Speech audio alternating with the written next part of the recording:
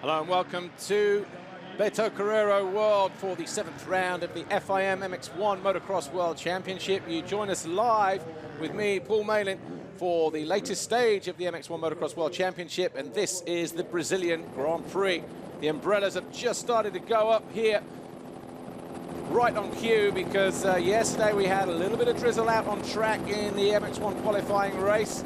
The track conditions then were hard and slick and not so bumpy, but the MX1 guys found it difficult for visibility. Goggles being thrown off left, right and centre, so they will have first-hand knowledge of what this track will be like when it starts to rain. But it stayed off for longer than planned. We didn't get any rain in MX2 race 1, but looks like if it's here now, it might be here to stay. So we're in the grounds then of the largest theme park in Latin America, Beto Carrero World, hosting its second Grand Prix, almost a year to the day that it ran first time out last year around this same circuit. It's round 7 of the Motocross World Championship here in Brazil, and this spectacular circuit is littered with huge jumps on this red clay dirt of Brazil. And while the impressive infrastructure and high capacity bleachers provide a stadium-like atmosphere, the riders will need every ounce of support around this Beto Carrero circuit today, because conditions are just about to get even tougher. Last year it was a mud race. This year the rain has held off so far, apart from the rain in qualifying in MX1 race yesterday. But you see the umbrellas just a moment ago. The rain's starting to come down, and MX1 guys on their sighting lap will be looking for the lines out on track. They'll be doing their best to prepare the goggles as well. Tony Cairoli struggled here last year, but Gauthier Paulin, he arrives here as the man in form, having won the last 2 Grand Prix in Bulgaria and Portugal 2 weeks ago. And if he makes a good start, who knows, maybe he could be picking up his 3rd victory in a row. It was a good circuit for Kawasaki last year. Christophe Pourcel winning in MX1, Tommy Searle winning in MX2.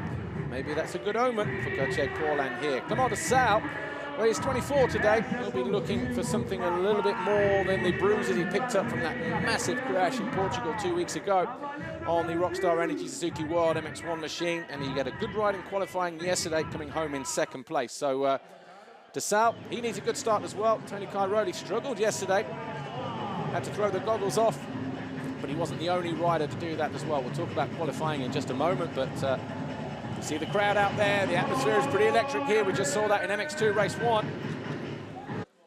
And hopefully the weather is going to be just a bit kinder for MX1 riders. But there's a quick look at the circuit. Hairpin left into the first corner, and then it's deep and rutty. Anyway, here's an explanation of the super final format that we will get a little later on.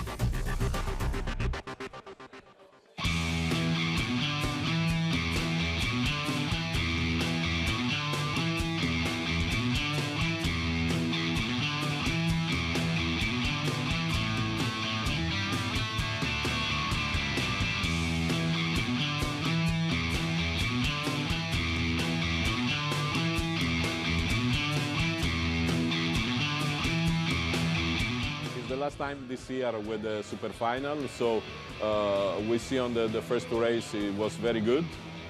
We believe the track here is still more in balance between the MX1 and MX2 bikes, so for this we think there will be a great race, and after that we will take the conclusion and we will see on the future how to go on, but I believe very much it's a great show and we will see.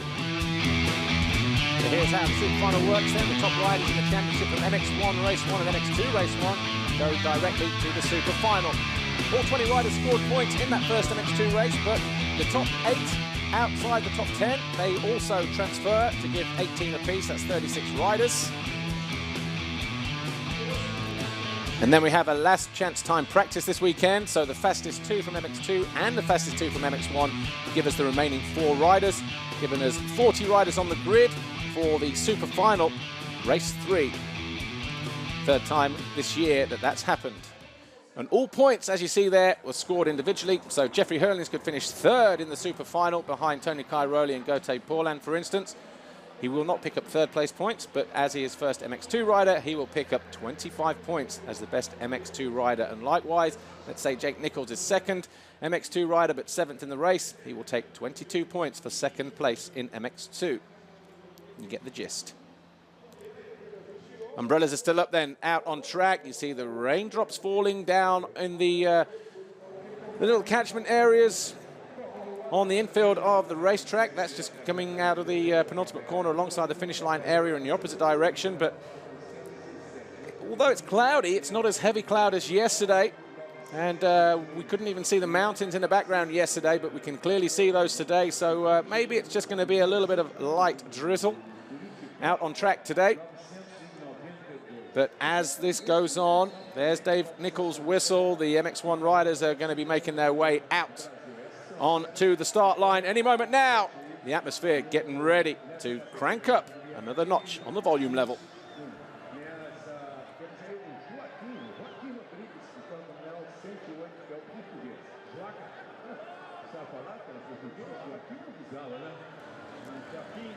Our race director, Dave Nichols, rides down to the start line area, gets ready to get this race under starters' orders as the MX1 riders make their way to the grid. And guess what? Despite being fastest in free practice, Tony Cairoli and Gauthier Paulin in pre-qualifying practice, it was that man there on the Honda World motocross machine, Max Nagel, who picked up his first qualifying race win of the season with a start-to-finish win in the qualifier. Clement de Sal started in second. And he's a birthday boy today, so he'll be looking for at least that amount of points in the race, 22 points in this first race. Gauthier Paulin came home in third, ran out of tear-offs after about 10 minutes, but he wasn't the only one, was having to wipe the lens with the thumb on his, from his left hand, but he managed to keep the goggles on throughout the whole moto as he pursued David Philipparts on the Garibaldi Honda. Philipparts made a mistake 3 laps to go. And then he eventually discarded his goggles as he remounted in 4th. Tommy Searle on the CLS Monster Energy Pro Circuit Kawasaki started in 6th, finished in 5th after he passed Rui Gonçalves at the midpoint of the race. And then it was Jeremy Van Hoorbeek who came down from 10th to get to 6th behind Tommy Searle, closed right in on the Brit in the closing stages as well. Tony Cairoli was up and down like a yo-yo, started 9th, dropped to 10th, got himself up to 6th, eventually came home in 7th after he also had to throw away the goggles. There is the start list, Cairoli 7th and Sean Simpson coming home in 8th on the Ritchie Racing TM. Had a good ride actually, came from 12th and was all over the back of Cairoli in the closing stages of the race. Mark KTM of Davide Ganeri was 9th, Kevin Strybos, Rockstar Suzuki was 10th. Then it was Rui Gonçalves on the Ice One Racing KTM. He started 4th and eventually faded to 11th. So the conditions just getting the better of the former MX2 runner-up in the World Championship. Bobryshev started also pretty good, 7th, but eventually faded to 12th, but still riding with a fractured leg, of course.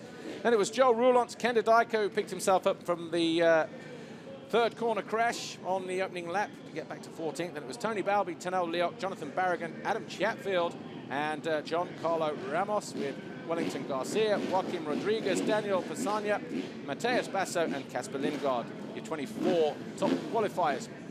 Still see the riders making their way to the grid. Looks like the last of those guys is pretty much in. Tanel Leoc just making a few adjustments there on the Route 77 Energy MVRD Honda. Wonder what it's doing. Well, looks like the rain may have just left us for a while. If that's the case, then we should have a near-perfect racetrack for at least the opening part of this MX1 Race 1. The Monster Energy 15-second board goes up. The crowd once again rise to their feet in the bleachers all around this circuit here. They want the best possible vantage point.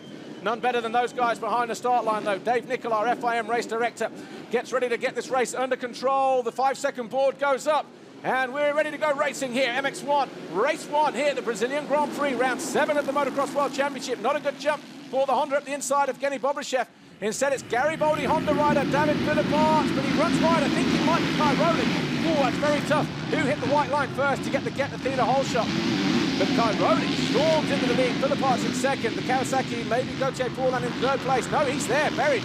Might have been Tommy Searle in third place. Number 100 on the CLS Kawasaki. Through the waves we go. Listen to the crowd. Cairoli goes through. Starts to scrub his way through the first few tabletops into that difficult right-hander. Got to be careful not to run too wide there. I won't be surprised if we see riders spill over the edge in this MX1 race, but Cairoli already looking to put the hammer down. Didn't have a great time here last year, if you remember, but while the conditions are good, you know what they say, make hay while the sun shines. And that's what Cairoli is exactly trying to do here. The umbrellas, oh yeah, they're still down just on the top floor there, but as they come through, it's Cairoli, Philippots, yeah, it was Searle in third position on the Kawasaki, DeSalle in fourth place as we wait to pick the riders up at the top of the hill. There's Cairoli. Philippots just behind him in second, Searle third, DeSalle fourth, Nagel fifth, De Dijk sixth, Strybos in seventh, Van Hoorbeek eighth, Simpson 9, Roulant's 10th, Paulin buried in 11th place at the moment on the factory Kawasaki. Evgeny Bobryshev 12, Joaquin Rodriguez, David Guarneri and Jonathan Barragan rounding out the top 15. That's an off-cambered left-hander, oh, straight up the inside there, Balby on the inside of our onboard camera there. Tony Cairoli though, oh, taking out a few track markers on the way through the wave section, trying to stay out the deep ruts and looking for the smoothest line possible. Well, any smoother, it'll be out of the racetrack at that point. But through the Romagnoli double jump, can't get over that. The takeoffs, they're big rollers more than anything else, but David Philippots, he's making his way through. He's in second position through the deep sandy corner. Tommy Searle in third, 25. Birthday boy Clement DeSalle in fourth place on that yellow Suzuki. Oh, almost through the front door. He doesn't need any more of those. Clement DeSalle had a big one in Portugal 2 weeks ago on the final lap of the second MX1 race. Did very well to hold that, and the back end just lighting up on him and almost pitching him off the side coming out of the final corner. So DeSalle just wrestling that 450 Suzuki at the moment. Max Nagel in red. He won a German championship race last week in the deep mud. He's well prepped for this one here this weekend on board with Tony Cairoli. Oh, Rui Gonçalves as he gets squeezed by Kevin Strybos on the Suzuki there, number 22. So what happened to Strybos on the first lap? Well, he came out in 8th place. There's Tano Leop, number 40, just ahead of him. Another angle from the start here, so we'll give you a bit of a brush up. Cairoli leads, Philippots 19 is second, 100. Tommy Searle is third on the green Kawasaki, fourth, Clement DeSalle 25, fifth, number 12, Max Nagel, sixth, the number 9 of Ken De Dijk, seventh, 89, Van Hoorbeek, eighth for 22, Strybos, ninth is Sean Simpson, and 10th is Gauthier Paulin, number 21, and there is Paulin just going through at the top of the hill. Meanwhile, we're back here with Tommy Searle in third place. He's got the yellow Suzuki there. Clement DeSalle, number 25, breathing all down the back of his neck as they wrestle those 450s through the off-cambered section. Steeper than it looks, actually, in real time. TV does its best to flatten it out. But Max Nagel, he's on form here. He's on fire yesterday in the qualifying race. Tensed up a little bit in the early stages of the race to the German, having not led a race in a while at the World Championship level. So once he'd got used to being out there on his own, he said, he just settled down, relaxed, and brought it home. Of course, he realised that's not the main race. This is, and gets nothing other than a decent gate pick for winning the qualifying race. A mistake there at the left-hander from Tommy Searle, but doesn't lose too much ground to this guy here, 25, Clement DeSalle, who's in third in the championship at the moment as we arrive here in MX1. He's 15 down on Gauthier Paulin. So he's managing to pull a few points back at the moment as Max Nagel looks to find a way around the outside of the Belgian. Up the inside, is he going to run it down the inside? I think he will. DeSalle's going to go too wide here, and he's going to get the Honda slammed closed door, slammed in his face, going through turn one. So Nagel moves up in the fourth place then. A lot of Honda backing here for this Brazilian Grand Prix. Pretty much, I won't say they pretty much own the land, but they've pretty much forked out for this race here, along with Romagnoli and a few other people here. But obviously, we're at Beto Carrero World. Again, the back end on DeSalle Suzuki just lighting up coming out of that left-hand turn. Oh, we've got somebody down there. That's the penultimate corner. Is that Guarneri? Yeah, Guarneri. Not the first guy to go over there this weekend. So Guarneri losing a lot of positions at the end of that first lap. So Cairoli, Philippots, Searle, now number 12, Max Nagel, he's fourth, 25, DeSalle is sixth. Ken De Dijk all over the back of him, number 9 there at the bottom of the hill, he's in sixth place. Then Jeremy Van Hoorbeek in the blue on the green Kawasaki finds himself 7th, Strybos, Paulin now 9th, Simpson on the TM is 10th.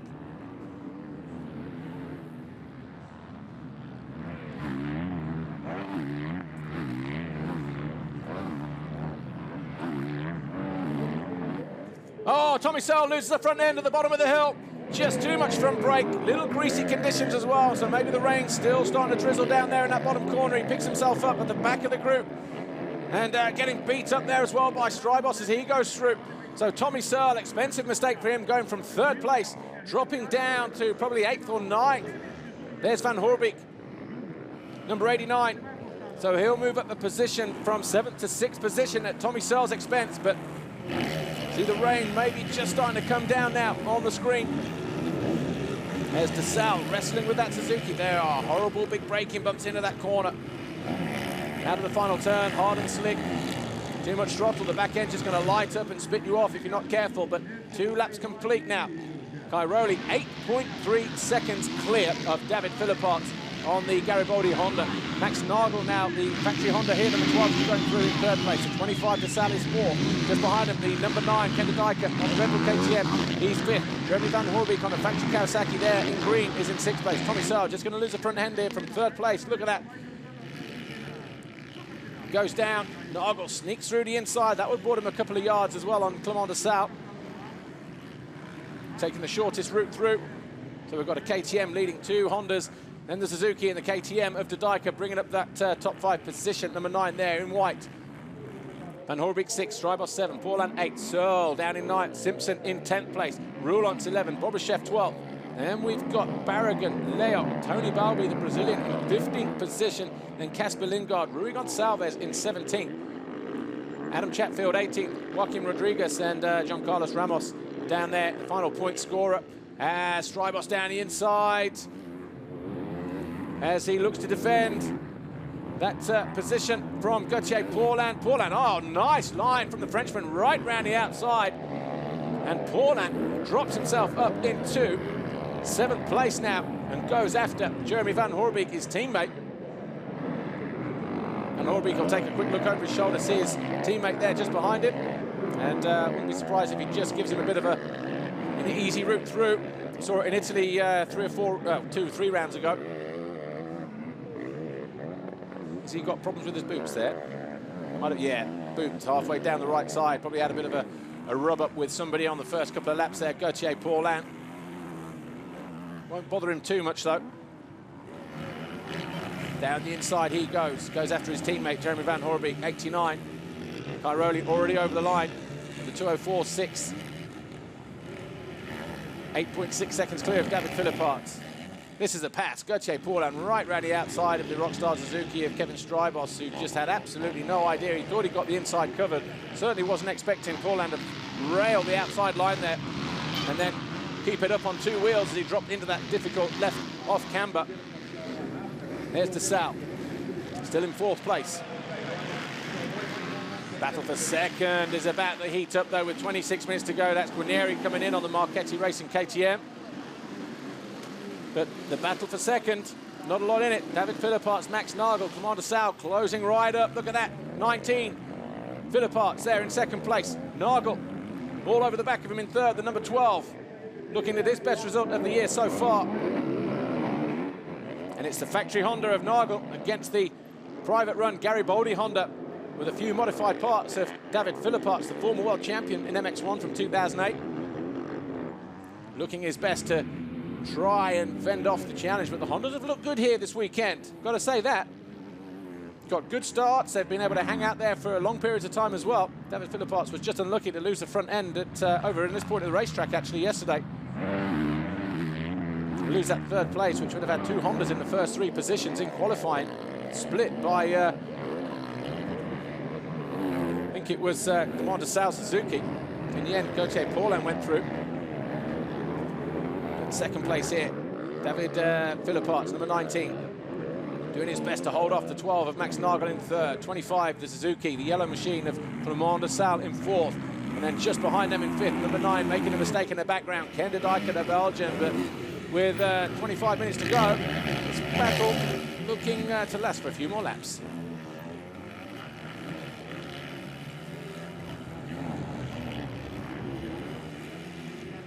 Nagel crosses the line. Philippart's take a look over his shoulder. No reply there. He had nothing he could do about it.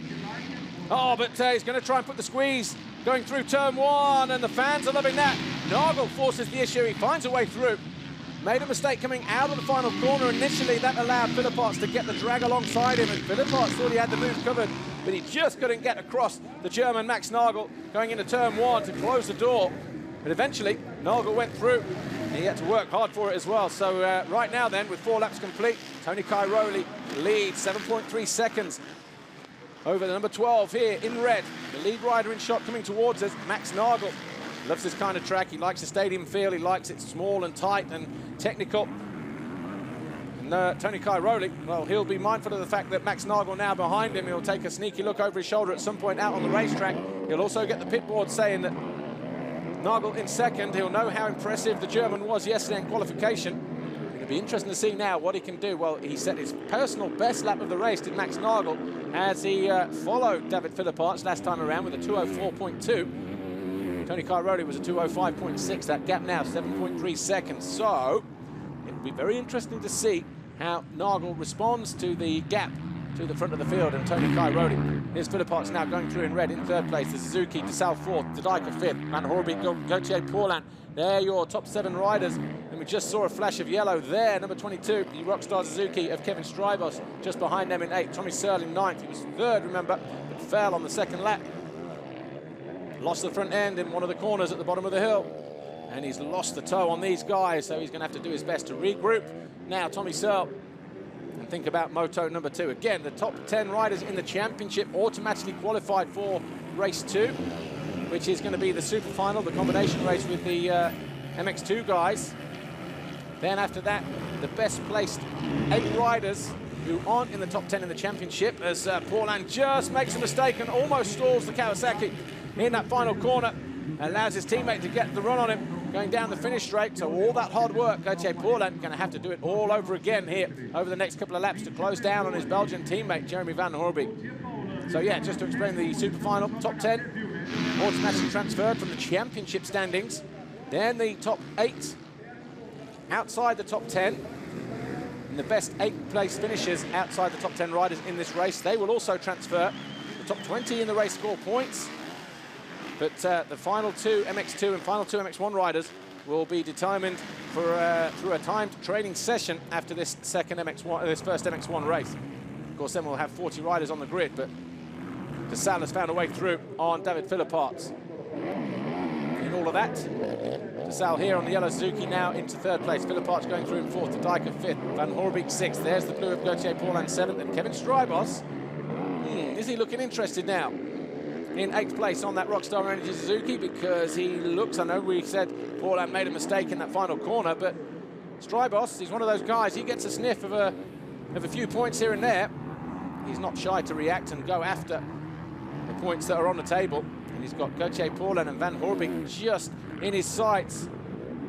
Here's Cairoli, our race leader, Red Bull KTM Factory Racing, nicely wheeling through that wave section into the tight right, over the single, into the bank turn, through the Romagnoli section, 2 singles, then on the gas, 3rd gear, over the big step up. It's a little bit easier this year than it did last year. A new added sand section under the Honda bridge, coming into the final corner. That's the gap between Cairoli and number 12, Max Nagel, in 2nd position. Well, it was 7.7 last time around. What's Max Nagel got to say about it? I know DeSalle closing in on the German. Well, it's 8.3 seconds, so 6/10 slower than Tony Cairoli last time around. DeSalle looks to have found his rhythm. He's had a few laps to sort himself out. 6th, to be fair. He's got Max Nagel right in his sights as he goes down out of turn 2 past pit lane into turn 3. They try to sweep in wide through there, carry the momentum onto the face of the tabletop. Land on the left, cut through to the right through the wave section here, and then back to the inside. A mistake there from DeSalle as he landed in that left-hander. There's Philippots, Didika, Van Hoorbeek, and Paulin. Then Strybos there, 22, trying to keep those guys in check. Paulin right on the rear wheel of his teammate, goes to the inside through the off-camber, turn 8. Has to drop it down in the bottom. He was fast through there yesterday, Gauthier Paulin, but the rain, the drizzle, started to mess with the goggles. Pulled a laminate, and I think the rest of them fell off actually, but did his best to keep the goggles on. Did Paulin, didn't let it affect his race too much, but just couldn't find a way past David Philipparts. Philipparts eventually went down here in his bottom corner in the qualifying race, handing that third place to Gauthier Paulin in the end. Paulin with 19 minutes to go. How far is he off? He's only 14 seconds off the lead, Tony Cairoli, and that's 6 seconds off of Max Nagel. So this battle, second, third, fourth, fifth, sixth, and seventh, pretty much line astern, with about half the race gone here in MX1 Race 1. It's round 7 of the FIM MX1 Motocross World Championship, the Brazilian Grand Prix at Beto Carreiro World. Paulin on the right side, looking to find a way through on his teammate, number 89 there. That'll put him into 6th position. He's tried the outside line, didn't work. Gets on the gas. That's the classification so far. Cairoli, Nagel, DeSalle, Philipparts, Dijkert, Van Horbeke. Paulin looking to go around the outside though, and cuts it back, and he's side by side, and there'll be no retaliation there from Van Horbeke, and Paulin does go through. He goes into 6th, and he goes after Ken de Dijkert, the number 9 Belgian, who sits there in 5th place, and Paulin looking to make a move already.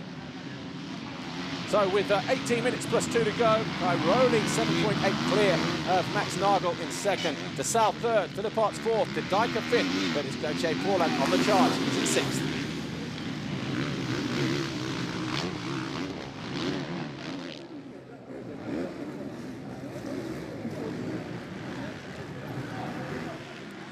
Ken de Dijkert, number 9, Red Bull KTM. If he took a look behind, he would see an eyeful of bright lime green there, number 21, Gauthier Paulin. He's the form man at the moment, winning the last 2 Grand Prix in Bulgaria and in Portugal 2 weekends ago. But he hasn't made a good start here to the Brazilian Grand Prix at Beto Carreiro World.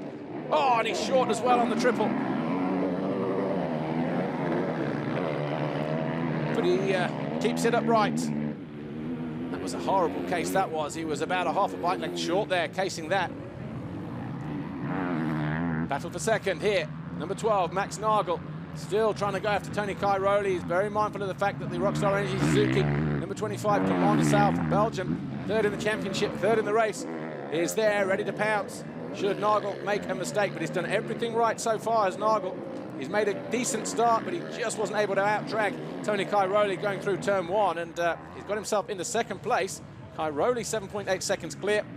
And there's DeSalle in 3rd. That's the gap between 3rd and 4th. Philipparts still there on the Garibaldi Honda, number 19, but having to ride defensive.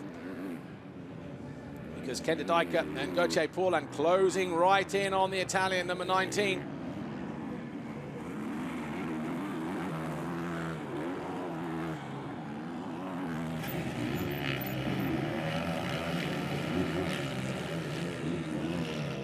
Just over 16 minutes plus 2 laps to go, and we're looking at the battle for 4th place. It sees number 19, David Philipparts on the Garibaldi Honda. Gauthier Paulin down the inside of Ken de Dijkert, but not getting through there. De Dijkert riding a very wide KTM through turn 1. Had the radar on underneath that helmet, but he runs a little bit too wide here. Oh, does he? No, he doesn't. Just trick of the camera angle there. De Dijkert feeling the heat, feeling the pressure from 21, Gauthier Paulin. These two fighting over 5th place, and double-double offline for de Dijkert, and Paulin goes through. So Paulin now on the charge, going after David Philipparts on the Garibaldi Honda, just ahead of him there, number 19 on that red Honda machine. De Dijkert just making a mistake right where he didn't want to, and I don't see too many passes through that wave section, so he must have been way offline to allow Paulin to go through. So Philipparts then here in 4th position, the gap between him and DeSalle, what, 6 seconds. Just got off to the left there, and then ran wide, and then completely offline for de Dijkert. And Paulin didn't need any second invites, that's for sure. And now you see the gap coming right down. He's all over the back of number 19, David Philipparts, as they head through. Oh, and de Dijkert being done there by Van Horbeke as well. He won't like that, and immediately responds. It's okay. The French kid coming past here, Gauthier Paulin, but when it's your fellow countryman, Jeremy Van Horbeke, who's new to MX1, Ken de Dijkert responding immediately there, but just getting the front end of that KTM slammed shut by the green Kawasaki of 89, Van Horbeke. So Van Horbeke climbs the position as well. So we've got Cairoli, Nagel, DeSalle, they top 3. Philipparts, yeah, problems for de Dijkert. Not feeling in the mood here in the closing stages of this MX1 Race 1 here. Took a long look over his shoulder to see who the next guy is, and it's the Belgium, number 22, Kevin Strybos. Don't be surprised if we see Strybos up the inside here. Gives him a very wide piece of racetrack there, does Ken de Dijker. So Strybos goes through. Over the line, though, Kai Rowley and Nagel, 8 seconds apart. De Salle third, just a second or so behind the German Honda rider. Then it's fourth for David Philipparts. Fifth is Gauthier Paulin. Sixth, Jeremy Van Hoorbeek. And 22 here on screen, Kevin Strybos in seventh. That was Van Hoorbeek up the inside. That was at the top of the hill after the big triple. And then down to the shack. Already knew that Strybos was there. Didn't really do enough to defend that line there, de Dijker. Strybos was coming through, whether he liked it or not. So Philipparts then, the Garibaldi Honda rider, up into the GoPro turn. That awkward off-cambered banked right-hander, then into the equally off-cambered, very slick through there, turn 8. Paulin back where he was yesterday behind David Philipparts. Yesterday they were fighting over third place in the qualifying race. This time it's fourth in the race proper. Philipparts doing a great job. He got a great start. He's was holding second for a while, but Nagel and de Salle have gone through. Paulin all over the back of him, in fifth though, in blue.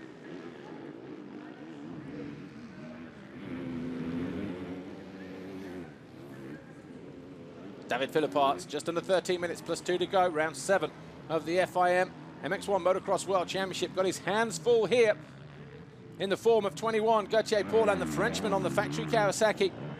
Just behind him, he's worked his way from a poor start, got himself into 5th position just a couple of laps ago, and he's now knocking on the door for 4th place. But David Philipparts, don't see him make too many mistakes. The former world champion, number 19, but it's going to make it very difficult for 21, Gauthier Paulin, to find his way into that 4th place. Hear the crowd out on track. That's for Tony Kai Rowley, who crosses the line with a time of 2:03.3. Max Nagel will be next on the Honda, 8 seconds back with a 2:03.2. So nothing in it really in terms of times between our first two. De Salle going through a second and a half down on the Rockstar Suzuki in 3rd position. So we have an Italian, a German, a Belgian, and then another Italian, David Philipparts, in 4th position. It's the battle for second. The red of Nagel, the yellow of de Salle. That's what 1.5 seconds looks like. Although de Salle looks to have closed in just a little bit since he came over the finish line. So Nagel, who got his season off to not the best start in Qatar and Thailand. Remember, between the 2 races, picked up some kind of stomach infection that kept him out of the Grand Prix in Thailand. Wasn't on great form in Holland when we returned back to Europe. But just today, this weekend, got off to a good start, and he's obviously feeling the mojo here of this place in Brazil. He didn't come here last year due to injury, recall. De Dijker was already on the KTM at that point. And Nagel, running a little bit wide there, Clément de Salle, almost into the monster banners. Riding ever so hard. Clément de Salle, he was about the same time as Max Nagel, but he's quicker than him this time around. Nagel will be able to hear that Suzuki, and he's going to go down the inside here. Here's Clément de Salle. Nagel gets it covered, though. Through the next left. Tight and tricky through there. Double, double, double through the wave sections. Tony Kai Rowley on the back wheel through those, and then doubling at some point through there, but starting on the rear wheel, wheeling through the first 3 or 4, then doubling his way through. Back with second, Max Nagel. And Clément de Salle, birthday boy today, 24 years old is the Panda. Clément de Salle. Surprised he's even here, actually, after the big crash that he picked up, but fortunately for him, no damage done, just battered and bruised after his second moto crash in Portugal. Meanwhile, Gauthier Paulin, who won that Portuguese Grand Prix, still struggling to find a way past the number 19 of David Philipparts. Tries around the outside, tries up the inside. He's got 10 minutes in which to do something about the number 19.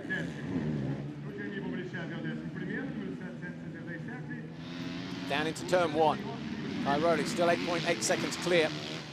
Out on his own, he's had a lonely race as the Red Bull KTM factory rider. Got the whole shot, it looked like. It was very, very close between him and Philipparts, but I'm sure our eagle eyes will be taking a look to see who was the Get Athena Whole Shot Award winner in Mission Control. I'm sure we'll know that by the end of the race, but Philipparts here Once again, hands full. Oh, and nothing in it between second and third as well. Max Nagel and Clement de Sal.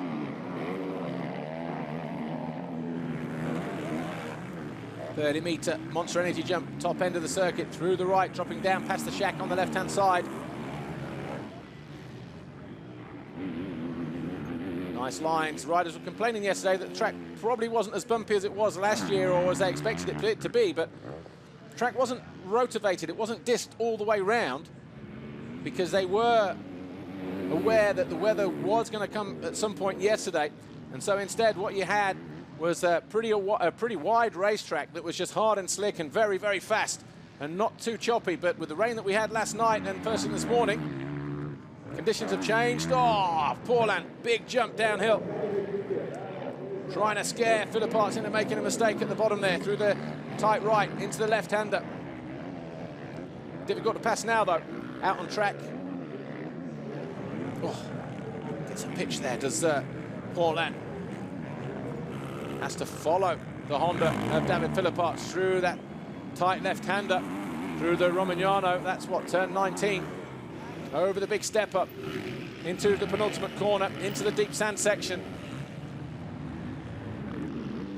Again, Paulin just trying to stay out of the roost of David Philippart, but as they cross the line after 12 laps, still nothing in it between these two guys.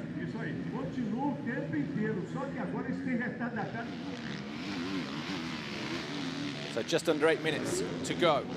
MX1, race 1 here, round 7 of the FIM Motocross World Championship, the Brazilian Grand Prix at Beto Carreiro World. We're looking at 19, David Philippart, who's hanging on bravely on that Garibaldi Honda in 4th place.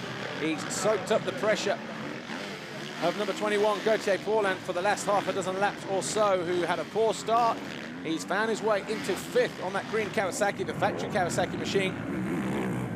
Gauthier Paulin, the winner of the last 2 MX1 Grand Prix before we came here in Brazil. Of course, in Bulgaria and Portugal, Gauthier Paulin would love to make it 3 in a row here, but Tony Cairoli is our race leader. He's 7.6 seconds clear of Max Nagel on the Honda World Motocross machine. He's already out of sight at the bottom of the hill as he wrestles over that 2nd place with Clement de Sal in 3rd on the Rockstar Energy Suzuki. But this battle for 4th, see how choppy the track's getting, and Gauthier Paulin closer than he was a lap ago, takes a high line. Oh, nice move there from Gauthier Paulin.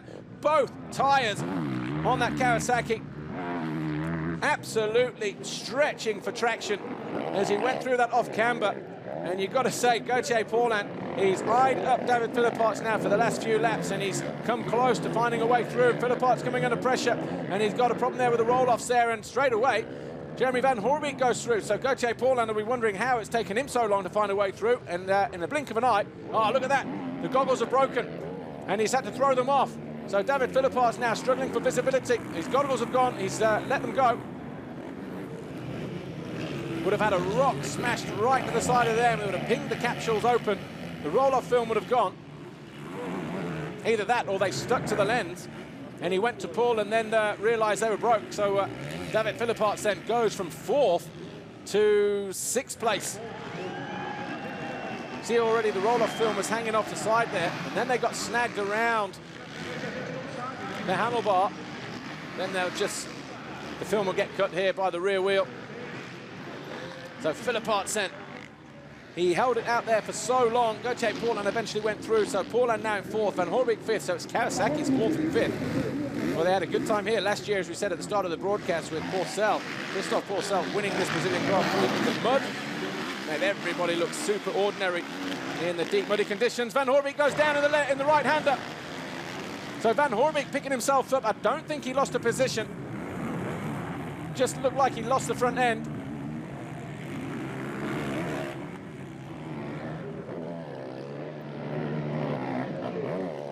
So Van Hoorbeek then, Strybos going through on David Philippart. So we've got Cairoli, Nagel, de Sal, Paulin, Van Hoorbeek I still think is in 5th. Strybos now 6th, Philippart in 7th. There, number 19. Just see it here. Van Hoorbeek just picking himself up there. He's already lost the front end. Kept his hand on the clutch, hand on the gas, climbed the bike. Philipparts was ahead of Strybos at that point, and then Strybos went through in the next turn. So Strybos, he goes through on the Rockstar Energy Suzuki. Tommy Searle just behind Philipparts there in the background. So all change, but this guy here, Gauthier Paulin, he was a 2:04.9. That was quicker than DeSalle, but he's got too much time to make up. About 14 seconds, something like that at the moment, as he flies that SR 450 Kawasaki through the air into the penultimate corner. Cairoli already over the line, 7.6 clear, so managing the situation perfectly. Here's Antonio Cairoli, who's a 57-time Grand Prix winner coming into this Brazilian Grand Prix, and obviously looking good for 58 at the moment, with his comfortable advantage at the head of the field. But we're going down to pit lane in a moment. Amy's got a couple of Brazilian VIPs down there with apparently, so we'll wait to see who they are. Hopefully they'll speak a little bit of Anglais to us as well, but here's about for second. Number 12, Max Nagel. 25, Gauthier Clement DeSalle. That's a tabletop in a single there that they clear in front of the main grandstand. Nagel feeling the pressure and soaking it up likewise, like David Philipparts did for so long before Gauthier Paulin eventually found a way through. Paulin still what, 13, 15 seconds down. Clement DeSalle on this battle for second position. He'll continue to push on if he can, but don't be surprised that if in the next 2.5 minutes plus 2 laps, Gauthier Paulin won't be anywhere near these guys in that battle for second or third, certainly one of these 2 podium positions. But Max Nagel doing a great job there. I wonder how he's feeling fitness-wise. He's upped his training program. He's looking good on the bike, and he's hanging it out there in second.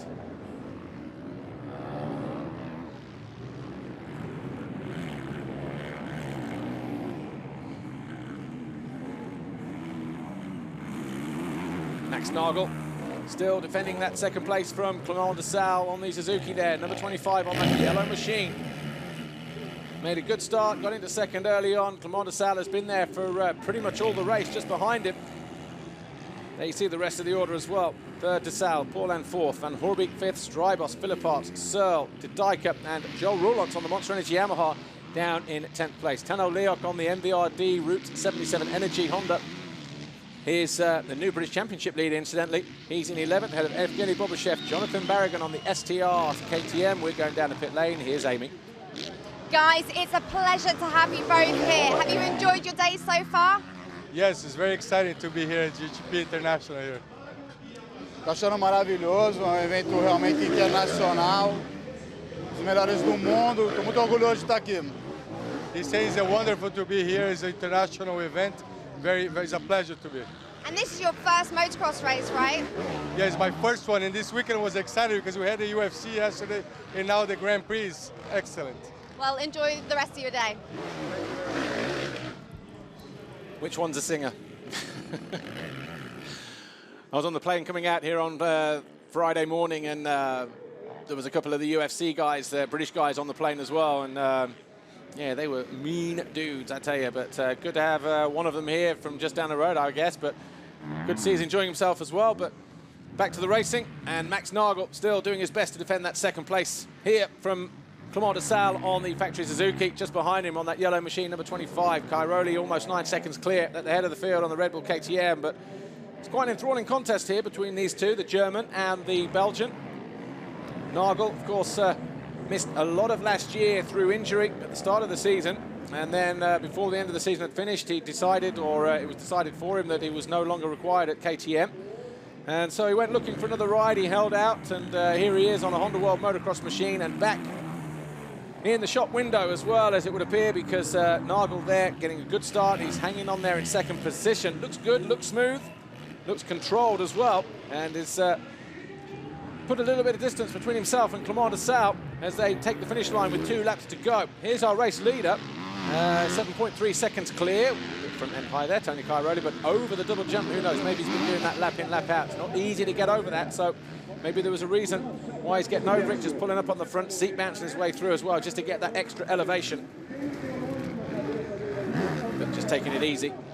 Spoke to Jill Cox, his girlfriend, this morning, after MX1 warm-up, and she was just basically saying that, yeah, circuit conditions were a little bit slicker this morning, and didn't sound overly confident that Cairoli would be in winning mood this weekend, but based on what happened last year with the muddy conditions and the qualifying race yesterday, but boy, come race day, he definitely brings his A game in his race face, doesn't he, Tony Cairoli, who so far this year, he's only, well, he's got a 50% win record. He was second at the opening round in Qatar, then he won the next three in Thailand, the Netherlands and Trentino, where he picked up his 57th Grand Prix victory.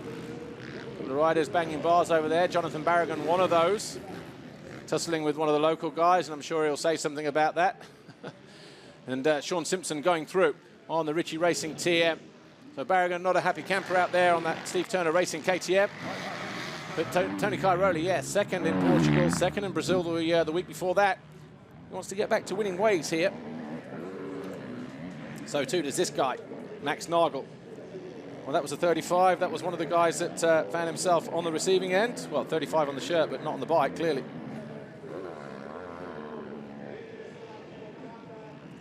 Tony Cairoli already making his way down towards the penultimate corner.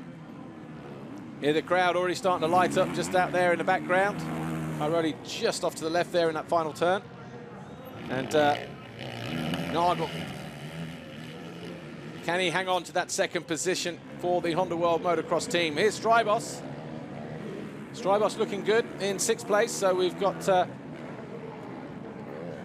Red Bull KTM of Tony Cairoli leading the way at the moment. Nagel is second, De Sal third, Paulin fourth, Van Hoorbeek is fifth, Strybos sixth, Philippart seventh, Searle 8, Dijk 9, Roulant's 10, Leok 11, then Bobryshev. Rui Gonçalves down in 18th position. I'm sure we just saw Strybos go through a moment ago. Has Strybos had a moment? We'll wait and see. But Cairoli on his final lap looking good. No, Strybos has gone through in sixth, so it's just maybe Gonçalves had a moment. He goes through in 18th place. Great crowd, great atmosphere in this Brazilian Grand Prix. Tony Cairoli on his final half a lap here in Moto number 1. It's the 7th round of the MX1 FIM Motocross World Championship. Up and over the triple, highest end of the circuit, dropping back downhill. Remember, there's a Motocross of Nations here in 2017. Might need to be made wider in one or two places, and I'm led to believe that's what will happen, but they have the space here in which to do that. Move the infrastructure on the finish line back a little bit if they need to, just to make the finish line area in the first corner wider if necessary, but be a great atmosphere with that crowd. They'll probably put space for more bleachers as well to get more than the 25,000 or so that are here. Sold out this weekend, queuing forever. It seemed like this morning to get in some of the cars and the people, but they were here, they were eager beavers, ready to go racing, just like they were yesterday. And they love their racing over here in Brazil, in the Southern Hemisphere. But Tony Cairoli is the man they've all come to see here, and the Red Bull KTM rider pulls a nice big whip over the big stepper. 2 corners to go for the Sicilian, and Tony Cairoli back in winning form here so far. So good for the championship leader. Listen to that crowd. Over the final jump, finish line jump awaits. Tony Cairoli wins Moto 1 in Brazil. Nagel for Honda comes home in second, and De Sal over the line in third for Suzuki. So the Honda fans here filling the main grandstands on the finish line straight, appreciating the efforts of Max Nagel, because there is a whole stand there dedicated to Honda this weekend. Honda Brazil, they sell more than almost 2 million motorcycles out here in South America of all makes and models. And it's a very, very big market, big healthy market as well. Honda clearly the most popular machine out here in the Southern Hemisphere, but certainly in Brazil anyway. So Cairoli wins it from Nagel and De Sal with 4 manufacturers in the first 4 positions. So KTM of Cairoli, the Honda of Max Nagel, the Suzuki of De Sal, and the Kawasaki of Gauthier Paul. Tony Cairoli, you win this week's Whole Shot Award. Congratulations. 250 euros in the back pocket for Tony Cairoli, who picked up the Whole Shot Award. It was very tight, though, between him and David Philippart. You see here, Cairoli there in the yellow helmet, Philippotts looks to have the advantage here, gets on the gas but starts to run wide. And Tony Cairoli, I tell you, probably by the knobble on that Pirelli tyre of his. That's how tight it was.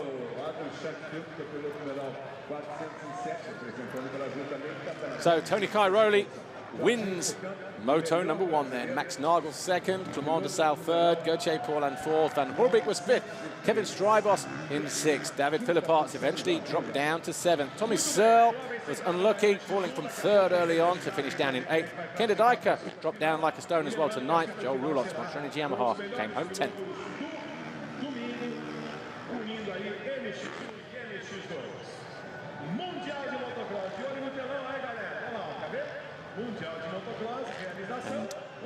Tony Cairoli does what he couldn't do here last year, and that's win a Moto.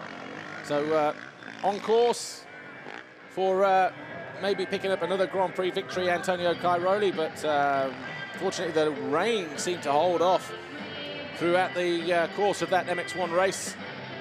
Fans making their way out of the bleachers, down into the paddock area, just across to the right as we look at it, all under shelter. The bikes flown in, of course, this weekend for this race. They get crated up, the top teams bringing out 2 bikes, maybe the not-so-top teams maybe just bringing out the 1 machine and spare parts to build another machine, but it's not like your normal race, it's a flyaway race. The bikes get crated up, they leave early, they arrive on Wednesday or Thursday at the track, the mechanics then go to work to put them together, get them through technical control, and of course tonight, after the super final, they need to have everything packed, ready again, left the circuit here by around about 10 o'clock, 11 o'clock at night, in which then the haulage trucks come, collect the trucks, take them back to the airport, clear customs, get them back to Europe ASAP. The next round of the FIA Motocross World Championship, of course, in 2 weeks' time at Ernay, or the 9th of June, I should say, at Ernay in France. And that will be on the 9th of June. And, of course, we look forward to getting back to Europe as well. But here we are in Brazil. Great atmosphere, great crowd. Great racing out on track as well so far this weekend. So official classification then, or confirmation, whichever way you want to look at it.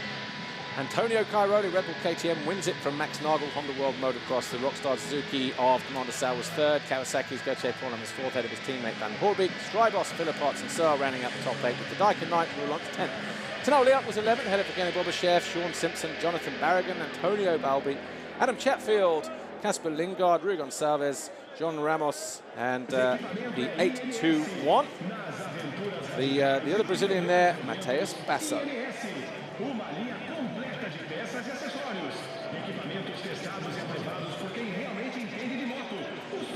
Tony, we saw you yesterday decide to ditch the goggles, so I bet it was nice to get out in front today.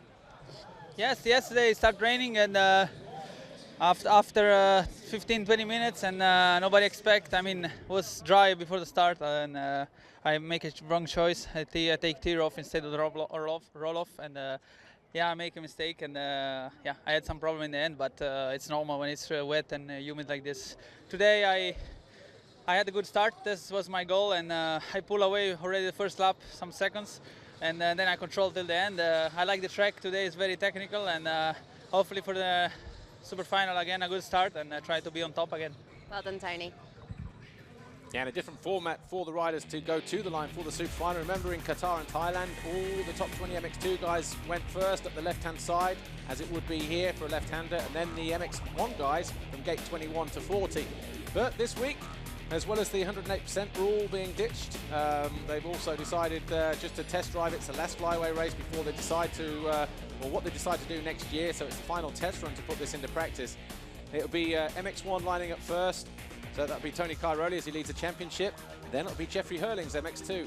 Then MX1, MX2. So alternate riders. Here's our second place rider, Max Nagel. Max, you had a fantastic qualifying race yesterday. Followed that up today in today's race. That change in training routine's obviously working. Yes, it works pretty well. I'm much more aggressive. My start wasn't so good, but then I could pass immediately some guys. And then in the end I was a little bit struggling. I was quite tired because like the training schedule we changed. So now we need to find the balance to make more condition training. But still I'm really happy for the team, for myself, for Honda. The crowd here amazing. So it was a great first heat. and I hope I can make maybe the same in second heat to be on podium. Would be awesome. Best of luck in the super final.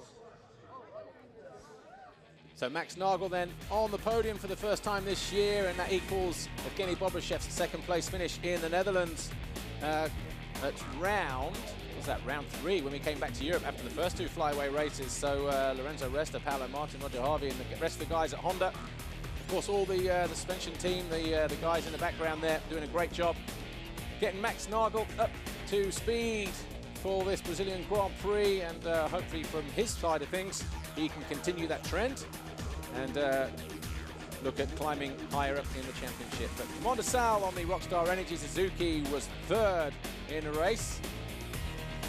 We go down to the podium area now to speak to him. Here he is with Amy. Clement, I guess a GP win here today would be a great birthday present for you, but it looked as though you were having a couple of troubles with backmarker traffic in that first race. Yeah, that's true.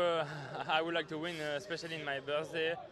But yeah, my start was not so good as good than yesterday in the qualification, and I was like 5-6, and yeah, after Max passed me back, and I also passed some guys, and I was third all time, fighting all the race behind Max. I get a lot of projection in my goggles, and I didn't have roll-off anymore. So yeah, I was concentrated, and in the last lap I could do a last attack, but it doesn't work, and I'm a little bit frustrating about that because all the job behind during all the race and I couldn't pass. But yeah, I expect better in the second moto, and I say hi to my girlfriend and all the family in Belgium and Germany, because she's in Germany now. Well done, Clement. So Commander Sal then just struggling for starts yesterday in the qualifying race and here today, but he was second in the qualifier yesterday. Third in the main race today, but Max Nagel made him work extremely hard for it, and two guys who could do with picking up some decent results need a good super final race to just keep things going for him in terms of the championship. Max Nagel, of course, needs to improve on his 7th place in the standings as we speak. Before we came here for race 1, and Clement de Sal, who came here 15 down on Gauthier Paulin, well, he managed to pull a couple of points back on the Frenchman.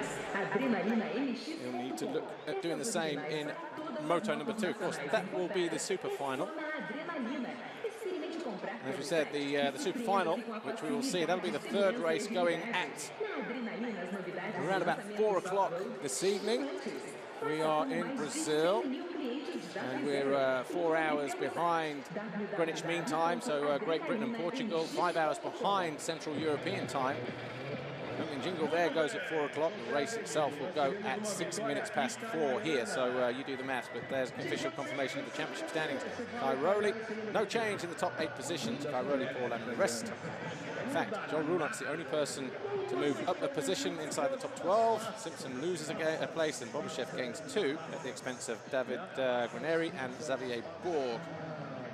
Casper Lindgaard gains 3 as well to climb to 22nd place.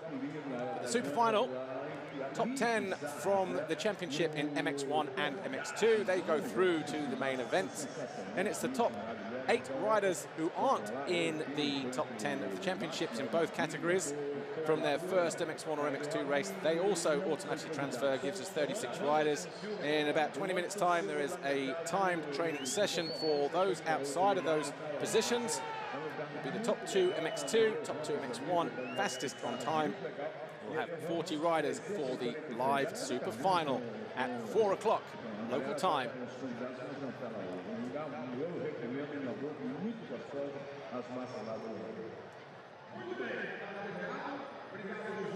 So that's it from Beto Carreiro, the Brazilian Grand Prix.